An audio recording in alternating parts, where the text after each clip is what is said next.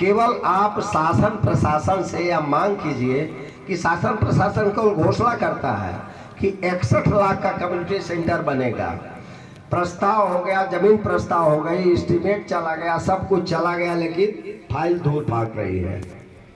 और यह कम से कम मैं 25 साल से लगा हूँ इस कार्यक्रम के लिए, लेकिन मैं जानता हूँ और मेरे जब गुरु जी है व्याकुल जी, तो इनकी भी प्रेरणा होती है, इन्होंने ही मेरा नाम प्रचंड रखा है। तो मैं कह रहा हूँ कि भाई मंजिल मिल ही जाएगी, भटक के ही सही, मंजिल मिल ही जाएगी, भटक के ही सही। गुमराह तो वो है जो घर से निकलते ही नहीं, गुमराह तो वो है जो घर से निकलते ही नहीं। जब हम घर से निकलेंगे, गुमराह नहीं होंगे। मेरा पक्का इरादा, कड़ी मेहनत, दूरदृष्टि यदि रहेगी तो हम अपने मिशन में निश्चित ही सफल होंगे। और मैं संजय श्रीवास्तव जी से मैं वादा करता हूं कि आप 2 शब्द पुनः इस समापन के लिए बोल दें। लास्ट में एक प्रख्यात साहित्यकार की कविता है, गुले नगमा लेख है, जिस पर उनको 1 लाख का ज्ञानपीठ पुरस्कार 1970 में मिला है, भारत सरकार ने दी है। वही लाइन मैं प्रण करता हूँ, पढ़ता हूँ, याद करता हूँ।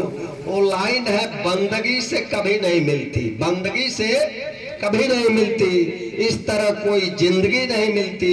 लेने से ताजो तख्त मिलता है, मांगे से भीख भी नहीं मिलती, भीख भी नहीं मिलती। संजय श्रीवास्तव। आदरणीय बनवाट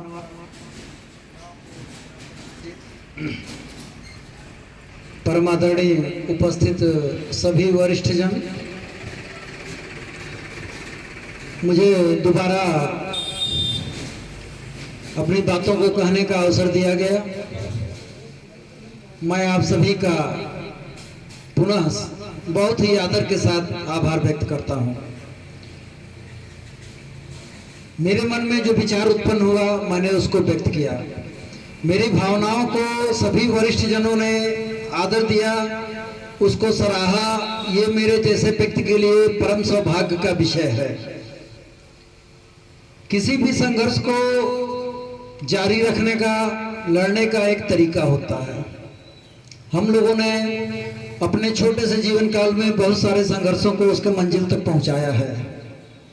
और ये शासन और प्रशासन की जो हठ धर्मिता जो है, उनका गुरूर को हम लोगों ने चकनाचूर किया है। हम यकीन के साथ कहते हैं, अगर यहाँ सारे उपस्थित लोग एक बार मन बना लें कि हम इस काम को उसके अंजाम तक पहुंचा करके ही दम लेंगे, अंजाम तक पहुंचने के पहले चैन से नहीं बैठेंगे, तो मैं आपको यकीन दिलाता हूं कि दुनिया में कोई ऐसी ताकत नहीं है जो बनवार पर गांव के पैतृक आवास को पुनः मरम्मत होने से रोक दे। शासन और प्रशासन है क्या? ये हमारे और आपके ही चुने हुए अंग हैं। और आज के तारीख में उत्तर प्रदेश सरकार के सर्वोच्च मुखिया, उन्होंने 2 बार मेरा शपथ ग्रहण कराया है। मेरे साथ राष्ट्रीय महासचिव जी आए हैं, भली भांति अवगत हैं।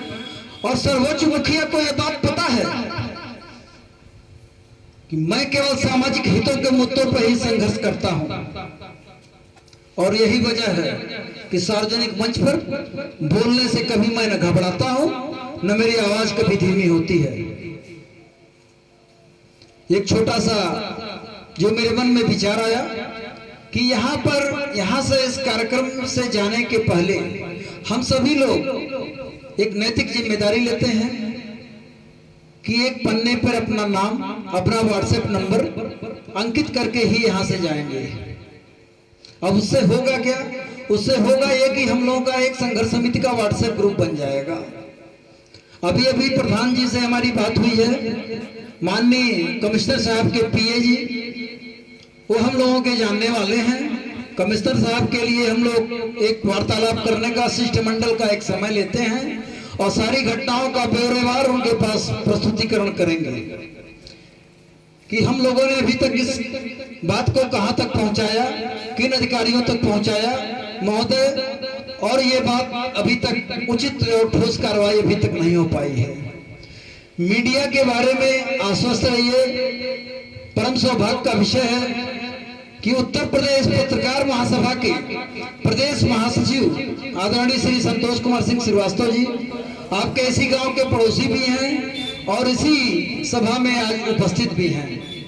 मीडिया की तरफ से अपार जन समर्थन मिलेगा, मुझे पूरा भरोसा है। कुछ लोग जानते होंगे और कुछ लोग नहीं भी जानते होंगे कि आदरणीय संतोष जी सांसद महोदय के मीडिया प्रभारी भी हैं और हम लोग एक योजनाबद्ध तरीके से इस कार्य को अंजाम देंगे। और चूंकि मैं अपने बैंक से आधे दिन की छुट्टी स्वीकृत करा करके आया हूं, इसलिए मैं यहां से जाने की अनुमति बार बार मांग रहा हूं प्रधान जी से, और मैं ये वादा करके जा रहा हूं कि आप जब भी बुलाएंगे, जिस दिन बुलाएंगे, मैं पुनः अपने संगठन के साथ, अपने साथियों के साथ, दल बल के साथ आपके हर कार्यक्रम में, हर आपके बुलावे पर हम लोग यहाँ पे आएंगे। सभी बड़े लोगों का जो यहाँ पे उपस्थित हैं उनका आशीर्वाद अपेक्षित है। छोटे लोगों का जो हमारे समकक्ष हैं उनका सहयोग अपेक्षित है। इस कार्य को ईश्वर उसके अंजाम तक पहुँचाए, ऐसी कामना है मेरी। धन्यवाद। श्रीवास्तव जी, आपने जो ऊर्जा दिया है उसके लिए मैं आजीवन आभारी रहूंगा। और साथ साथ सभी लोगों से मेरा ये निवेदन है कि मेरे घर चल करके कुछ प्रसाद ग्रहण कर लेंगे, ये मेरी सौभाग्य होगी। जितने लोग हैं यहाँ मेरे घर चले और मैं इस कार्यक्रम के समापन की घोषणा करता हूँ। धन्यवाद।